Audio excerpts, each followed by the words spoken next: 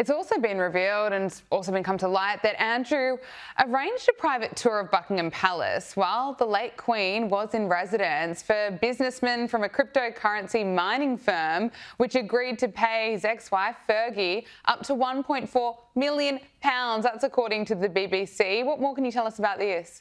Well, yes, this was June 2019. He personally arranged this VIP Buckingham Palace tour that Her late Majesty Queen Elizabeth was in residence. It was this crypto firm called Pegasus Group. It should be Phoenix rising from the ashes, but it was days after they hired his ex-wife, Sarah Ferguson, as a brand ambassador for £1.4 million for this solar generated scheme. Well, the family motto should therefore be monetize the monarchy, shouldn't it? But it's not networking, it's nepotism on steroids, served with a side of sovereign swagger, is what I would say. But it's not the first time that they've been peddling access. You might remember I previously spoke about in 2010 when Sarah Ferguson was caught in a sting for the News of the World, the then News of the World, and she was basically caught in a sting for offering access to Prince Andrew, son of Andrew as he now is. Nobody wants that access now, but apparently she was offered £500,000, £500,000 for that access. That's what happened then. And more scandal is being leaked out now. There are so many scandals. It's unbelievable, just the amount of scandals that surround no longer Prince Andrew, Andrew Mountbatten Windsor. Now, Queen Elizabeth's, or late Queen Elizabeth's corgis were passed on to Andrew and Fergie as their daughters had presented the Queen with the pets to help her through a difficult time. But the pets came with a long list of strict instructions, especially when it came to feeding time. Andrew, talk to us about this. Oh, I love it. Out of the doghouse, but still in charge of the dogs. I love it. It's got to be good. So what happened in 2022, basically, upon her death, Queen Elizabeth, she left the corgis. Muick and Sandy is what they're called, to Andrew and Sarah Ferguson. As you rightly say, this was because they were given to the Queen by her granddaughters, Princess Beatrice, 37, and Princess Eugenie, 35. They were bought for the Queen to distract her from the stress of her husband Prince Philip's hospital stay in 2022. But the list of demands is quite extraordinary, from poached pheasant to so on and so forth, to the wonderful sort of diet that they have, something which you and I would absolutely cherish. So it's working on that sort of basis. So corgi custody with caveats is what I would call it. Having a look at that gourmet grub, there's no shortcuts. It's going to be very interesting because when Andrew's going to be moving out, they did say it's going to stay within the family at Buckingham Palace. They issued that public statement. We're not quite sure what the family means, whether Andrew and Sarah basically will be taking them with them, or whether other members of the royal family might keep them within Windsor. Okay, well, I know you'll bring us right up to speed as soon as we get the news. I'll be there in Windsor for you. You will. You'll be breaking it with a world exclusive for us. Now, let's talk about Prince William. Now, he's attempting to leave this Andrew scandal behind with a trip to Brazil where he's been mobbed by royal fans. Talk to us about his trip.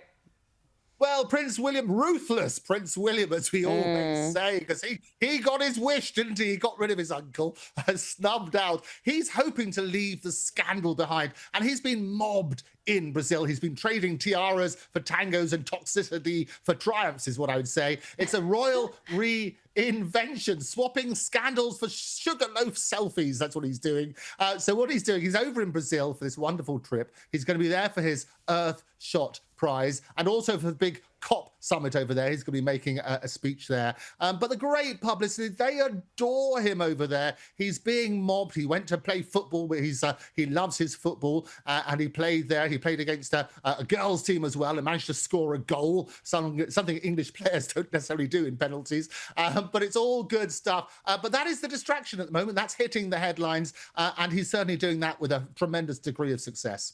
And the Prince and Princess of Wales, Prince William, Princess Catherine, along with their children, they have moved into their new home, their forever home at Forest Lodge in Windsor Great Park, and sooner than expected, Andrew. Well, that's right. This is what they were. So it was half term, I can reveal to you. That's probably why it was a convenient time to pack everything up and go over there. They call it their forever home. I spoke about it first when they sort of moved to Forest Lodge. I wouldn't be surprised, however, Gabriella, if they think now that that much bigger place is available, they might sneak along to that Royal Lodge, that 30-room, once the stench of Andrew has disappeared. So that may happen. But that's what's going to happen on that sort of basis. They're moving to what they called previously their forever home. We've also got Princess Catherine's coming out. We've got her cancer comeback. She basically, she's got her Christmas Carol service, which she's been doing every year for a number of years. And I think what's going to happen is we're going to see her return to host that event. She's been doing it since 2021. It's the annual Christmas Carol. Obviously, it happens in Westminster Abbey. And this will be the 5th year since she launched the event. And it'll be the first since she announced her remission from cancer. It would be great. And the public would absolutely wonder at that sort of side. So that's a good stage for the royal family. And we wish Princess Catherine well. Absolutely.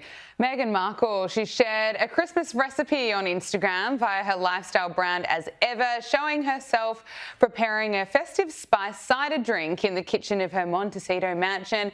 Now, it's not being received well, surprise, surprise. People are kind of saying it's actually a little bit more than just hot water with spices.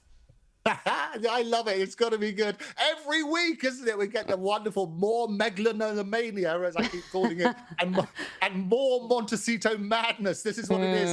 It's Meghan's mulled mirage, boiled water with delusions is what I would call it. And it costs an absolute fortune. It's hot water with a $20 spice sprinkle is what it is. Wow. Because nothing screams holiday magic like monetizing the mundane. Oh, it is quite extraordinary. It's basically a tea bag which you put in your hot water and you make this spice thing. She does say, however, that you can add something to make it a bit more exciting. You can add a bit of that honey, which she sells for a huge amounts. There you go. So you can basically add a spoonful of honey which costs $32, about $50 Australian, and cinnamon sticks and lemongrass for your ultimate cider drink in the festive season. Are you tempted, Gabriella? Oh, well, you know what? There's more, Andrew. Meghan Markle's now trying to sell scented candles. Yes, Meghan Markle recently added candles to her As Ever repertoire, which are available for purchase via the website.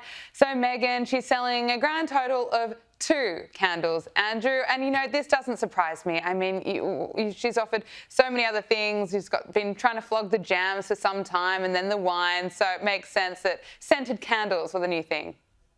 Well, they certainly are. And doesn't it get on your wick? See what I did there? I love it. She calls it the number 519, and the date is relevant because that is her 2018 wedding date.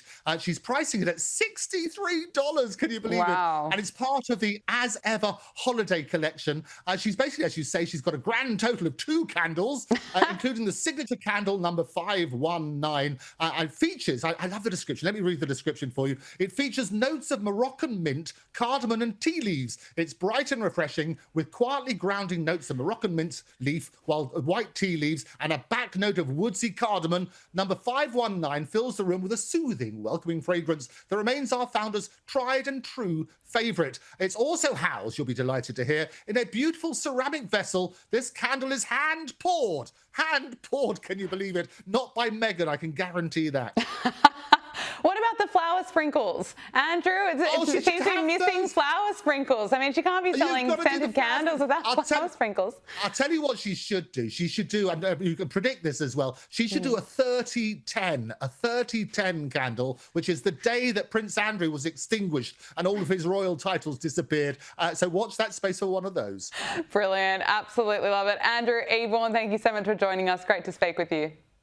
Pleasure as always, Gabriella. See you next week.